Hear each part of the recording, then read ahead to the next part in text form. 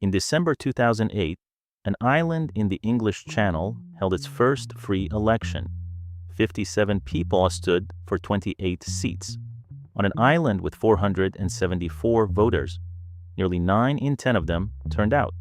They voted overwhelmingly to keep the Lords. Then nothing changed. Something changed. The next morning, about 100 people there lost their jobs. A sixth of everybody on the island. The election had changed every seat in that chamber. It had not changed a single wage. I am the one in the cap. I count the things governments would rather you did not count. Today we are counting who was actually in charge after the vote. The island is Sark, 3 square miles, about 600 people, and no cars, tractors, bicycles, and horses. Until 2008, when a man there died, the lord of the island was owed 1/13 of everything he owned that could be carried out of the house. That was bought out in 2006 for £28,000 a year. Divorce was not possible on Sark until 2003, and the lord is still the only person on the island allowed to keep pigeons, or a dog that has not been spayed. Where is this? The 1500s? 1565 actually. That is the date on the charter Sark was still being run by. Elizabeth I gave the island away on condition it was kept free of pirates and settled by 40 men. The land was cut into 40 pieces. Each holder had to keep a house on his piece and provide one man with a musket.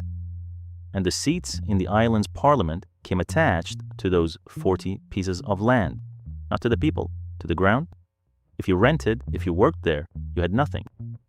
In 1993, 2 brothers bought the islet next door and became, over the following years, the largest employer on Sark. The hotels, the shops, the estate agency, the building firm, they also wanted the parliament changed. 40 men making law because of what they owned was, they argued, a breach of the right to free elections. So the billionaires were the good guys here. On that point, they were right, and I am not going to move it out of the way because it is inconvenient. In April 2000, the reform was approved, the chamber was cut down, and 28 of its seats were opened to everybody on the island. There's one more thing about that chamber. The man who ran it, the seneschal, was also the island's judge. The same person presided over the parliament and decided the cases in court. The brothers said that was not a fair hearing under the European Convention. And again, they were right. In 2010, he was taken out of the parliament, and the argument was still in the United Kingdom Supreme Court in 2014. The 10th of December, 2008, 57 candidates, 1 for every 8 voters. Turnout, 87%. 23 seats went to the people the island called traditionalists. 5 went to candidates backed by the brothers. The islanders had been handed the vote by 2 men, and they used it on the first day they had it against those 2 men. Good. That is democracy working. The next day, the brothers announced they were closing what they owned on the Sark: the hotels, the shops, the estate agency, the building firm, about 100 jobs on an island of 600 people, and then a part that does not fit either side of the argument. Within weeks, it started quietly going back.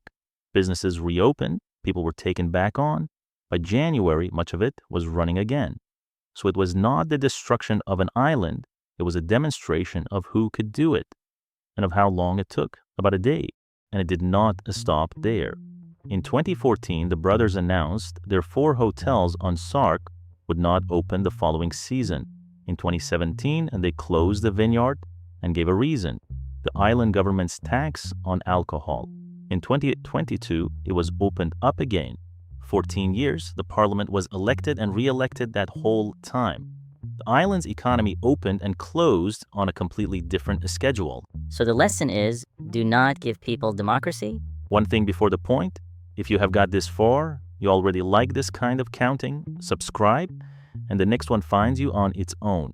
No, the lesson is about where the power had been sitting the whole time.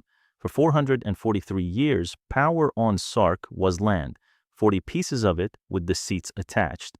In 2008, the seats came off the land, and they did not land in the chamber. They landed on the payroll.